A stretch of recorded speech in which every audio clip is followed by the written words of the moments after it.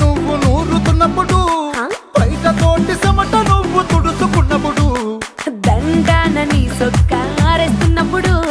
నీ ఒంటి వాసన తెగ గుర్తొచ్చినప్పుడు రెండు చేతులెత్తి చుట్టూ మలిసినప్పుడు జెండు కత్తుకొని పడుకున్నప్పుడు అలసిపోయి నువ్వు ఆవలించినప్పుడు వచ్చుండై ఫీలింగ్స్ వచ్చి వచ్చి చంపేస్తుండై